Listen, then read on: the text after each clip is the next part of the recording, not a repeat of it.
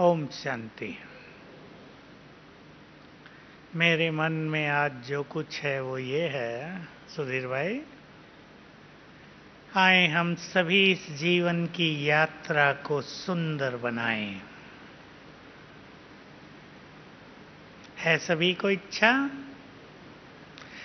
जीवन बहुत बहुत मूल्यवान है। एक एक के जीवन की कीमत आंकी नहीं जा सकती। जो मनुष्य अपने जीवन को स्वयं वैल्यू देता है, जीवन में दो चीजें विशेष, संकल्पों को वैल्यू देना और समय को वैल्यू देना। जो मनुष्य चाहे लौकिक में हो चाहे अवलौकिक जीवन में हो, इन दो चीजों को जो महत्व देता है, उनका जीवन बड़ा मूल्यवान बन जाता है, आदर्श बन जाता है। हम सभी एक सुंदर जीवन को प्राप्त किए हुए हैं। सभी आज बैठकर यहाँ गहनता से चिंतन करेंगे, क्या मुझे अपने जीवन की वैल्यू है? जीवन की वैल्यू अर्थात जीवन में बहुत खुशी रहे, संबंधों में बहुत मधुरता रहे, कार्यों में सहज सफलता प्राप्त हो, परिवारों में भी सब कुछ सुखद हो। यह है जीवन की सफलता। किसके पास धन बहुत है, पद पोजीशन बहुत है, परिवार भी बड़ा है, लेकिन जीवन में आनंद नहीं है, तो जीवन की यात्रा बहुत भारी हो जाती है। वर्तमान समय मैं सभी का ध्यान पहले खिंचाना चाहता हूं। लौकिक और अलौकिक दोनों चीजों में संबंधों में मधुरता रहे, संबंधों में कटुता ना आ जाए। ये संसार में सबको दिखाई दे रहा है कि अपने पराये हो जाते हैं। जिनके लिए माँ बाप ने बहुत कुछ किया वो लात मारने लगते हैं। एक हंसी की बात याद आ गई। ज्ञान सरोवर में प्रोग्राम चल रहा था। एक माता अपने छोटे बच्चे को लेकर भी आई थी। वो बैठने तो उसको क्लास में नहीं देता था, तो किचन के आगे से जा रही थी, छोटा बच्चा गोद में लाते फेंक रहा है ऐसे। मैंने उस माता को कहा, देखो ये छोटा बच्चा अभी आपको लात मार रहा है, आगे संभाल लेना जरा। शुरू से ही प्रैक्टिस कर रहा है। तो हम सभी आज अपने अपने जीवन को देखेंगे। 5 चीजों पर हम चर्चा करेंगे जिससे किसी भी मनुष्य का जीवन, ये सुंदर यात्रा सचमुच सुंदर बन जाए। पहली चीज, सभी ध्यान देंगे, सभी के लिए आत्मिक स्नेह और शुभ भावनाएं। बहुत जरूरत है इस चीज की। आत्मिक स्नेह और शुभ भावनाएं। गृहस्थ में रहने वाले ध्यान दें, माँ बाप का अपने बच्चों से बहुत ज़्यादा प्यार भी होता है और शुभ भावनाएं भी होती है। ये अच्छे हो जाएं, ये अच्छे पढ़ लिख लें, इनके कामकाज अच्छे हो जाएं, पर गड़बड़ कहाँ हो रही है? प्यार, आत्मिक प्यार नहीं रहता। प्यार मोह में बदल जाता है और मोह अंततः कष्टकारक बन जाता है। सभी जो गृहस्थ वाले यहाँ बैठे हैं वो इसकी प्रैक्टिस करें। सभी बैठे हैं लगभग। बच्चों से, परिवार के सभी सदस्यों से आत्मिक दृष्टि से भरा हुआ प्यार। ये मेरे बच्चे हैं, ये नहीं, ये सब आत्माएं हैं। बहुत सुंदर अनुभूति होगी, महसूस होगा कि शुभ भावनाएं सीधी काम करती हैं। और संबंधों के लिए भी हमें शुभ भावनाओं को बढ़ाना है। आजकल क्या हो गया है संसार में? स्वार्थ के कारण प्रेम कड़वाहट में बदलता जाता है। सब जगह यही हो गया है। स्वार्थ पूरा नहीं हो रहा है तो तुम हमारे कुछ नहीं हो। इस स्वार्थ को भी निष्काम भावना में बदलना है। संबंधों का सुख चाहिए तो थोड़ा झुककर भी चलना है। जो झुकना नहीं जानते उन्हें संबंधों का सुख नहीं मिलता है। जहां अहम है, जहां क्रोध है, वहां ये सुख नहीं है। इसलिए सभी माताएं भी बहुत बैठी हैं, क्रोध और अहम से स्वयं को मुक्त करें। पसंद है? ये नहीं कि अहम किसी में है और किसी में नहीं। अहम लगभग सभी में होता है और उसका सूक्ष्म स्वरूप है मैंपन। एक बुजुर्ग माता में भी हो सकता है जो ये सोचती है इस घर की मालकिन तो मैं हूं। तुम कल से आए मालिक बन गए, सब कुछ तो मैंने बनाया, मालिक तुम। झंझट शुरू हो जाते हैं। मैंपन से मुक्त और क्रोध से मुक्त। कईयों का ऐसा हो जाता है, अभी संबंध जुड़ा और दो चार दिन के बाद ही टकराव प्रारंभ। झुक के चलते नहीं हैं। इसलिए जो झुके वही महान, जो झुके वही आगे निकलेगा। जो झुकना सीख गए उनको संबंधों का रस प्राप्त होता रहता है। जो झुक गए वो श्रेष्ठ योगी बन जाते हैं। बाबा ने हम सबको बहुत नम्र चित्त बनाया है। मुझे याद है बाबा साकार में जब थे, एक दिन मुरली चल रही थी। तुम बच्चे बाप को कहते थे, हे प्रभु मैं तुम्हारा गुलाम हूं। और देखो उस दिन भगवान ज्ञान सागर उछलने लगा कि अब बाप तुम्हें कहता है मैं गुलाम तेरा। सब देखने लगे बाबा को। कौन ऐसी महानात्माएं आ गई हैं जिनको देखकर भगवान बोल रहा है, बच्चे तुम जन्म जन्म मुझे कहते आए, अब मैं तुम्हारी सेवा में उपस्थित हो गया हूं। तो सभी सोच लें, जो सबसे बड़ा है, सबसे अधिक निरहंकारी है, जो इस सृष्टि में सबसे बड़ा है, प्रजापिता ब्रह्मा सबसे अधिक निरहंकारी है। तो हमारे पास तो उनकी भेंट में बहुत कुछ कम है। इसलिए नम्र चित्त होकर व्यवहार को सुंदर बनाएं। आज मैं आप सभी का विशेष ध्यान इस बात पर खिंचवाता हूं, व्यवहार की सुंदरता हमारे जीवन को सुंदर बनाती है। एक छोटा सा उदाहरण ले लीजिए, लोग कहाँ कहाँ छोटी छोटी गलती करते हैं। एक व्यक्ति सोया है, दूसरा व्यक्ति फोन से जोर जोर से बात कर रहा है। वो बाहर भी जाके बात कर सकता है, लेकिन वो ये भूल जाता है कि यहाँ दूसरे व्यक्ति सोए हुए भी हैं। छोटी सी बात है। इतना यदि दूसरों का मनुष्य ध्यान देने लगे, हम दूसरों का ध्यान देंगे तो दूसरे भी हमारा ध्यान रखेंगे। ये संगठनों में आजकल मोबाइल फोन एक ऐसी समस्या बन गया है, वरदान बनकर आया था लेकिन कईयों को ये डिस्टर्ब करने लगा। रात को 12 बजे भी फोन आ रहे हैं, किसका आ रहा है तो बताएंगे भी नहीं, सब जग जाएंगे। ध्यान देंगे सभी। श्रेष्ठ व्यवहार हमारे जीवन के लिए बहुत इंपॉर्टेंट है। रामायण और महाभारत में दोनों ही ग्रंथों में एक चीज दिखाई गई।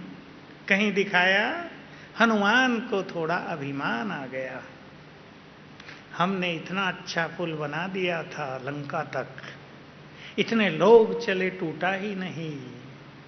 उसको अनुभव कराया गया, तुमने नहीं बनाया था, बनाने वाला कोई और था। महाभारत की तो पूरी कहानी आपको सुना देता हूं युद्ध के उपरांत। अर्जुन को भी थोड़ा अहम आया, हमने इतना बड़ा युद्ध जीता, इतने इतने महारथियों को मार डाला। श्री कृष्ण से इसकी चर्चा की। श्री कृष्ण ने कहा, भाई मैं इसका उत्तर नहीं दूंगा, पास में एक ऋषि रहते हैं, चलो उनके पास चलते हैं। पहुंचे, कहा आप ये बताइए महाराज, महाभारत के युद्ध में सबसे ज्यादा वीरता किसने दिखाई? कहा, भाई मैं तो इतना नहीं देखा, मैं अपने ध्यान में मगन था, एक बाज ऊपर घूम रहा था, उसको बुला लेता हूं, कहानियां हैं। उसको बुला लिया, कहा कि ये बताओ आपने सारा युद्ध देखा, सबसे ज्यादा वीरता किसने दिखाई? तो बाज ने उत्तर दिया, मुझे तो कुछ भी दिखाई नहीं दिया, केवल एक चीज दिख रही थी कि स्वदर्शन चक्र घूम रहा है और सबको नष्ट कर रहा है। तब अर्जुन समझ गया कि मुझे यहां क्यों लाया गया है। किसी भी मनुष्य के अंदर जब ये फीलिंग हो जाती है, मैं ये करता हूं, मैं ये करती हूं, मैं न हूं तो कोई न कर सके, मेरे सिवाय ये घर चल ही नहीं सकता, मैं ही तो कमाने वाला हूं, मैं न कमाऊं तो तुम सब भूखे मर जाएं। ठीक है ये बात? देखो नेपाल में आपने देखा होगा फोटो, सारा परिवार मर गया, 2 छोटे बच्चे बच गए, एक 4 साल का, एक 2 साल का, दोनों एक दूसरे को पकड़ के बैठे हैं। भाई ने अपनी बहन को पकड़े हुए है, वो 4 साल का, वो 2 साल की। सोचने की बात है, उनकी पालना कौन करेगा? कोई करेगा या नहीं? किसी ने उनको एडॉप्ट कर ही लिया होगा। हर व्यक्ति अपना अपना भाग्य लेकर ही पैदा हुए हैं, कोई किसी की पालना नहीं करता है। तो ये जो मैंपन रहता है, इससे हम मुक्त हो जाएं।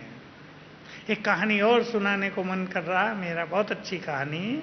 गुजरात से एक माता आई, बेचारी की आंखों में आंसू थे। मैंने पूछा क्या हुआ है? कहा, मैं बहुत गरीब घर से, मेरे को एक लड़का था, मैंने मजदूरी करके उसको इंजीनियर बनवाया, उसकी शादी हो गई, बहू आई, मुझे घर से निकाल दिया। दुखी थी बेचारी बहुत। माताएं सोच रही होंगी ऐसा तो हो ही जाता है, माताएं माताओं को निकाल देती हैं घर से, अब तुम बूढ़ी हो गई, जाओ यहां से, घर मेरा है। मैंने उससे पूछा तो तुम कहाँ रहती हो? कहा, हमारी दीदियां बहुत अच्छी हैं, 4-4 मास हमें सेंटरों पे रखती हैं, कई सेंटर हैं, 4 मास यहाँ रहो, 4 यहाँ। खुश हो? खुश तो हूं, पर बेटा, मोह तो रहता ही है माताओं का। मैंने उसको हंसाया बहुत कि तुम्हें तो खुश होना चाहिए, बहू ने तुम्हें भगवान के पास भेज दिया, नहीं तो उसी मोह माया में जकड़ी रहती। मेरा बेटा, मेरी बहू, मेरा घर, इसी में उलझी रहती ना। तब हंसी एकदम से कि हाँ, हुआ तो ठीक है। हम सभी इस बात को भूल जाएं। उस माता के पास क्या था? मैंने पूरा जीवन मजदूरी करके 25 साल अपने बच्चे के लिए ये किया, बच्चे ने मेरे लिए क्या किया। माताओं को विशेष रूप से ध्यान रखना है, मैंने अपने कर्तव्य का पालन किया और कुछ नहीं। माँ का ये कर्तव्य है ना, अपने बच्चों की पालना करे, उन्हें सब कुछ करके दे। अब वो उनका कर्तव्य है, वो करें या ना करें, तो खुश रहना ये अपने हाथ में है। मैं क्रोध पर भी कुछ कहना चाहूंगा सभी को, क्योंकि घर घर में, जिस घर में क्रोध की अग्नि जलती है, उस घर में भी सबका जीना मुश्किल हो जाता है। ये क्रोध भी मनुष्य का बहुत बड़ा शत्रु है। जैसे और मनोविकार मनुष्य की सुख शांति को नष्ट कर देते हैं, क्रोध की अग्नि में भी सब कुछ जल के नष्ट हो जाता है। हम अपने क्रोध को शांत करेंगे। पहले तो क्रोध करने वाले को ये एहसास होना चाहिए कि ये क्रोध करना बुरा है। कभी कभी मनुष्य ये सोचता रहता है क्रोध तो करना ही पड़ेगा, इसके बिना काम नहीं चलेगा। क्रोध एक अग्नि है जो हमारी विवेक शक्ति को नष्ट करती है, जो हमारी एकाग्रता को भंग करती है। विशेष रूप से जो योग के मार्ग पर चल रहे हैं उन्हें याद रखना है, एक बार भी दिन में क्रोध आ गया कई घंटों तक चित्त एकाग्र नहीं हो पाएगा, क्योंकि शांत नहीं होगा। जब तक चित्त शांत न हो तब तक एकाग्र नहीं होता है। इसलिए एक बहुत सुंदर धारणा सभी ध्यान से सुन लेंगे। कलयुग के इस अंतिम समय में इस धारणा का बड़ा महत्व है। मैं जैसा चाहूं वैसा ही हो। भूल जाए इसे। मैं जैसा चाहूं वैसा ही हो, सब वैसा ही करें, ये अब संभव नहीं होगा। एक समय था जब ये संभव था, अब समय बदल चुका है। देखिए, मैं एक और बात कहता हूं, जो यंग लोग यहाँ बैठे हैं वो ध्यान देंगे। हमारे देखते देखते एजुकेशन बहुत बढ़ी, पिछले 50 सालों में एजुकेशन बहुत बढ़ी, लेकिन इस एजुकेशन ने एक नेगेटिव चीज भी मनुष्य को दे दी। वैसे तो हमारे यहाँ संस्कृत में ही बहुत अच्छी कहावत है, विद्या क्या देती है? विनय। विद्या वही विद्या श्रेष्ठ है जो मनुष्य को विनम्र बनाए। लेकिन आजकल की विद्या, जिसको विद्या कहा तो नहीं जाएगा, आजकल का ये कॉलेजों का ज्ञान मनुष्य के अंदर अभिमान को बढ़ा देता है। तो जब युवकों की शादी होती है तो कोई भी झुकने के लिए तैयार नहीं होता, और इसकी परेशानी माँ बाप को और परिवार को बहुत भारी पड़ती है। इसलिए सभी यंग लोग ये ध्यान रखें, विद्या हमें विनम्र बनाए, विद्या हमें झुकना सिखाए, विद्या हमारे श्रेष्ठ जीवन का निर्माण करे। अन्यथा बहुत सारे युवकों में आजकल एक चीज बढ़ती जा रही है, वो है डिप्रेशन, और उसका एक सूक्ष्म कारण है। उस पर भी सभी माता पिता बहुत ध्यान देंगे। कलयुग के अंत में आते आते अनेकों की ब्रेन की शक्ति काफी कमजोर हो गई है।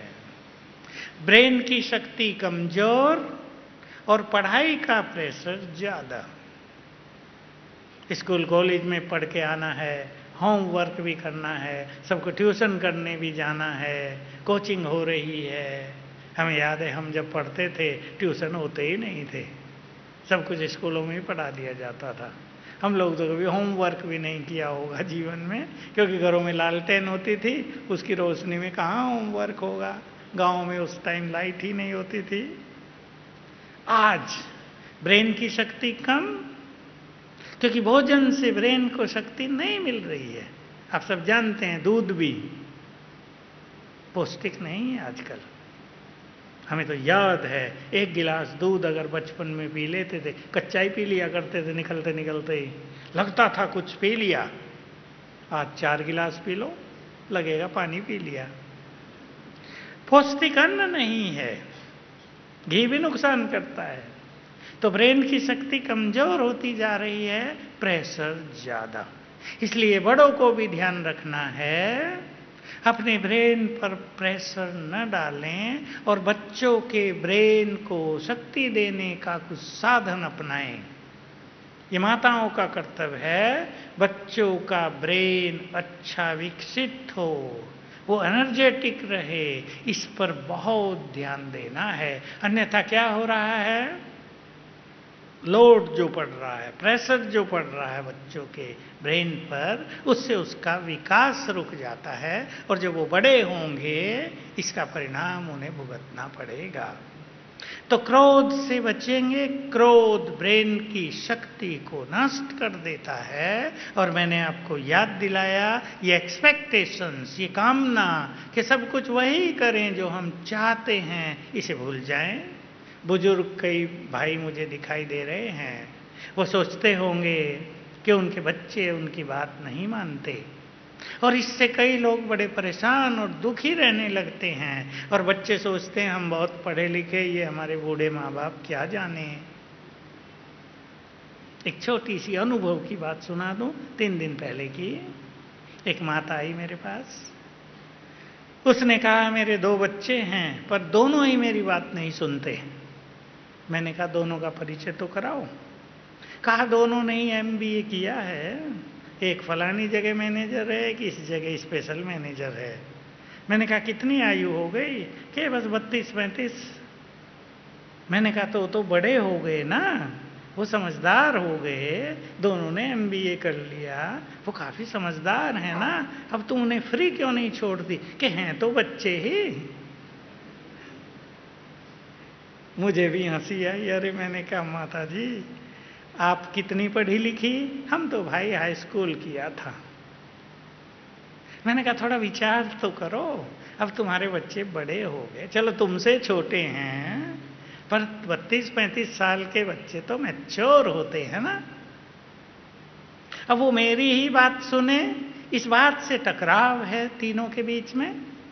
दोनों बच्चे माँ की सुनते नहीं, माँ परेशान रहती है। चेंज करें अपने को। मैं तो ये कहता हूं जब आपके बच्चे बड़े हो गए, जब वो समझदार हो गए, जब वो अच्छी पोस्ट पर पहुंच गए, अब उन्हें सम्मान दो, ऑर्डर नहीं। पसंद है भाइयों को? पसंद है ना? अब उन्हें सम्मान दो।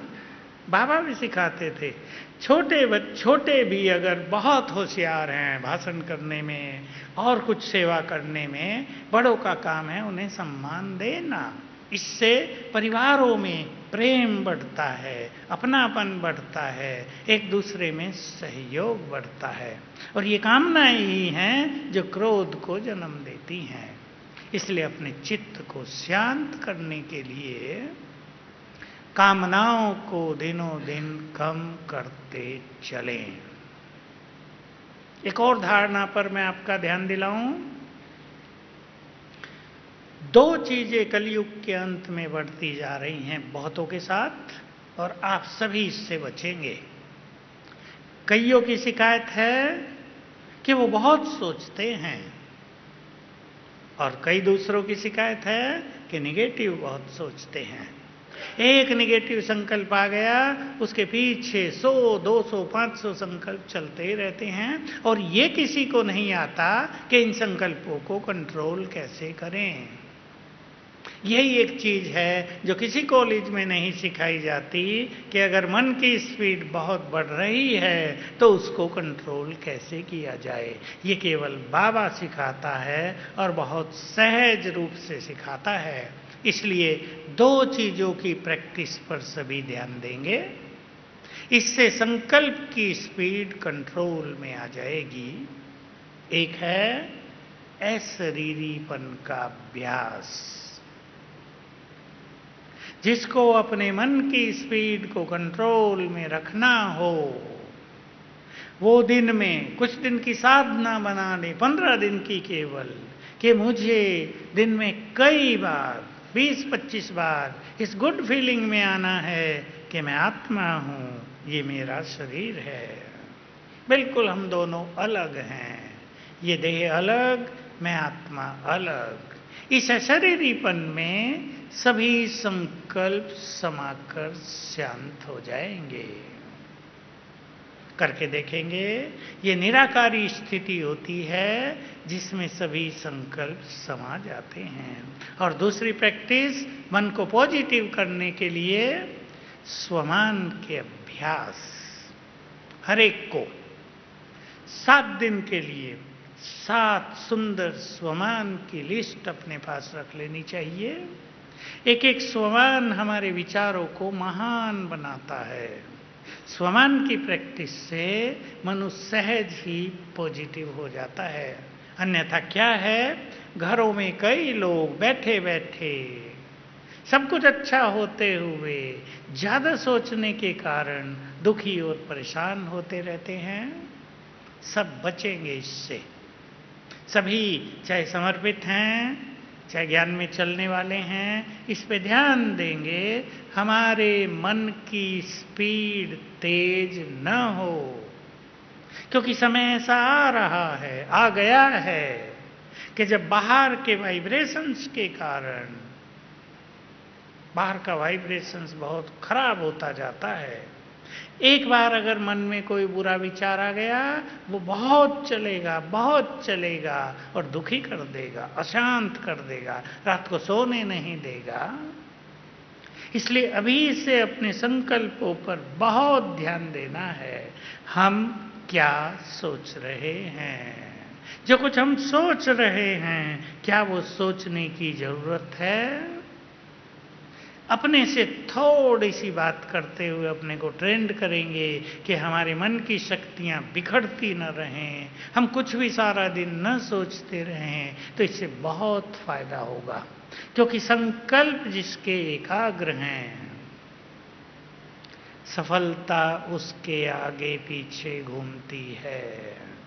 संकल्प जिसके बिखर गए हैं, मन की शक्ति उसकी नष्ट हो जाती है और कोई भी उसकी बात सुनता नहीं है। सेवाओं में भी उनको बहुत अच्छी सफलता नहीं मिलती है।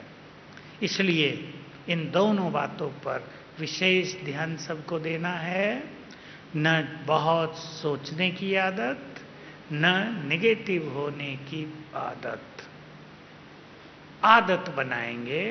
बात हुई, खत्म हुई, साथ साथ खत्म करते चलें और आगे चलें। परिवारों में एक दूसरे को सहयोग देना, संगठनों में एक दूसरे को सहयोग देना, ये सहयोग की वृत्ति आपस में स्नेह को भी बढ़ाती है और कार्यों को भी सरल बना देती है। चाहे आप अपने लौकिक घर में ही हैं, एक दूसरे का सहयोग तो चाहिए। जब सहयोग नहीं होता तो एक व्यक्ति थकता है, परेशान होता है, दूसरे के प्रति उसकी दृष्टि बदलती है और घरों में संघर्ष हो जाता है। जो यंग हैं उनको इतना काम कर देना चाहिए कि जो बुजुर्ग हैं उनके लिए कुछ बचे ही नहीं। देखो कितना प्यार मिलेगा बुजुर्गों का, कितना अपनापन हो जाएगा। तो हम सभी इन बातों पर बहुत ध्यान देंगे। फिर से जहां से शुरू किया था, हमारा जीवन बहुत अनमोल है, इसकी वैल्यू को समझ कर चले। मेरे सामने कई प्रत्यक्ष उदाहरण आ रहे हैं। एक का उदाहरण आप हैरान होंगे। एक बहन जिसने बीटेक किया, 10 साल हो गए, अब तक नौकरी नहीं मिली। उसका मानसिक हाल बिल्कुल बिगड़ गया, मानसिक कंडीशन बिल्कुल बिगड़ गई, निराशा हो गई। पता नहीं कहाँ से मेरा फोन मिला, उसे फोन किया भी की बात है, कहा मैं बिल्कुल निराश हूँ, मेरे जीवन में कोई खुशी नहीं है, अब तो यही सोचती हूँ कि मर जाना ही अच्छा है, लोग भी न जाने क्या क्या बोलते रहते हैं। ध्यान देंगे बाबा के महावाक्य, जो अपने सर्व खजानों को सफल करते हैं उन्हें सफलता का वरदान मिल जाता है।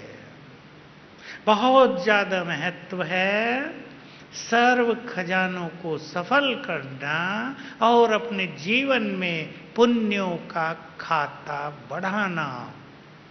मुझे पुण्यों की बात बहुत ही आकर्षित करती है, तो बाबा की मुरली भी चल गई संडे को। तुम पुण्य आत्माएं हो, और कौन कौन से पुण्य किए जा सकते हैं, पुण्य आत्माओं के क्या क्या लक्षण होते हैं, आप सब उन्हें फिर से रिपीट कर लेना अपने अंदर। पुण्य हमारे लिए बहुत बड़ी पूंजी है। सभी को ध्यान देना है कि रोज कम से कम 5 पुण्य हम अवश्य करेंगे। स्वीकार है माताओं को? 5 पुण्य। देखो पुण्य कौन कौन से होते हैं जो घर बैठे किए जा सकते हैं, जिसमें पैसे की जरूरत नहीं, छोटी कन्याएं भी कर सकती हैं, बड़े बुजुर्ग सब कर सकते हैं। दूसरों को सुख देना। हम अच्छे बोल बोल कर दूसरे को सुख दे सकते हैं। घर में कोई बीमार व्यक्ति है, आप सबको पता है, उसको कैसे सुख दिया जा सकता है। एक व्यक्ति अपनी बीमारियों से बहुत परेशान ही है, निराश हो चुका है, हम उसे आशाएं बंधा दें, बहुत बड़ा काम है ये। एक व्यक्ति के पास पैसा नहीं है, जैसे मैंने कहा नौकरी नहीं मिल रही है, हम उसे मदद कर दें, उसे कुछ राह दिखा दें, उसके मन में उमंग उत्साह भर दें, बहुत बड़ा पुण्य है। सबसे बड़ा पुण्य किसी को भगवान से मिला देना। बहुत बड़ा पुण्य किसी को सत्य राह दिखा देना। रोज करने हैं सबको। बहुत बड़ा पुण्य पवित्रता, दूसरे को पवित्र बनने में मदद करना सबसे बड़ा पुण्य। और हम सभी जो यहाँ हैं यज्ञ में, आप सब बहुत भाई बहनें सेवा में भी आए हैं।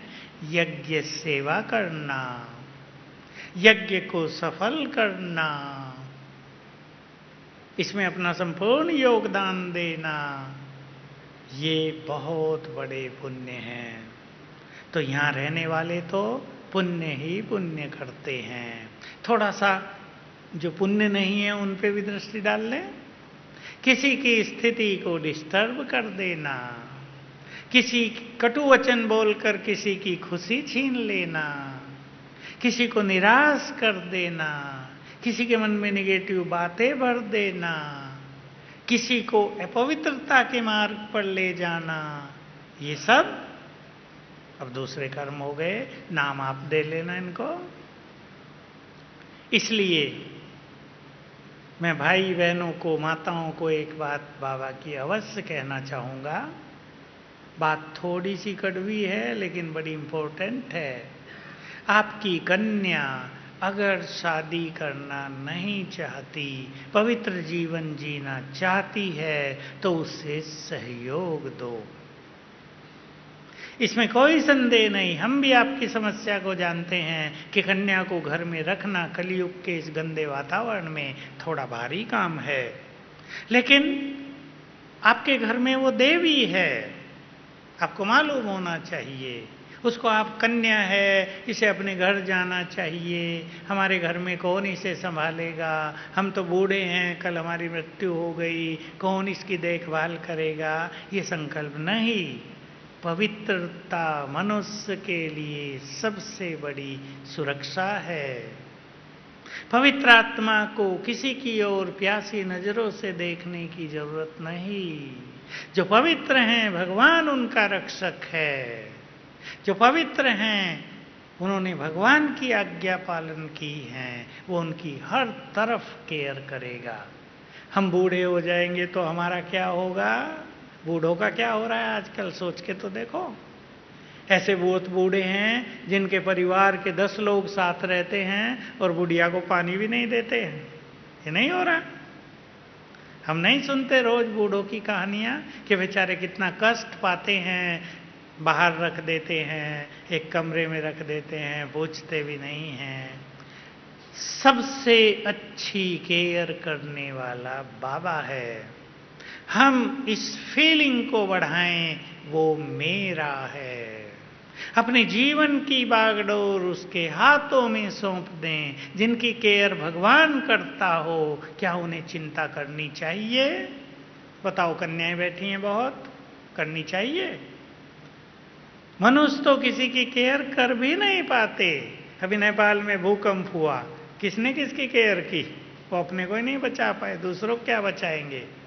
जिनके ऊपर भगवान छत्र छाया बनकर स्थित हो, जिनका ध्यान भगवान रखता हो, जिसने अपनी जीवन की बागडोर उसके हाथों में सौंप दी हो, उसकी नैया कभी डूबेगी नहीं। तो अपने को बहुत दृढ़ करेंगे, पुण्यों का खाता बढ़ाते चलें और इस जीवन की यात्रा का संपूर्ण आनंद लेंगे। हर एक चेक कर ले, क्लास हम यहीं समाप्त करेंगे। हर एक चेक कर ले, अगर मैं दुखी हूं तो जिम्मेदार मैं स्वयं हूं। अगर मुझे खुशी नहीं रहती तो मुझे अपने को चेंज करना चाहिए। अगर मुझे दूसरे प्यार नहीं करते तो मुझे चेक करना पड़ेगा मेरी कहाँ गड़बड़ है। अगर मुझे सहयोग नहीं मिलता तो भी मुझे अपने को चेंज करना पड़ेगा। अपनी स्थिति को महान बनाएंगे, संसार का सहयोग साथ होगा। मुझे तो बाबा की बात याद रहती है, बीज को, जो कल्प वृक्ष का बीज है, उसे स्नेह का पानी दो, सारे पत्तों का सहयोग प्राप्त हो जाएगा। तो वो लोग अकेले नहीं हैं जिन्हें भगवान साथ दे रहा है, वो बेसहारे भी नहीं हैं जिनका सहारा स्वयं भगवान है। ऐसे नशे में रहकर इस जीवन की यात्रा का आनंद लेंगे। ओम शांति।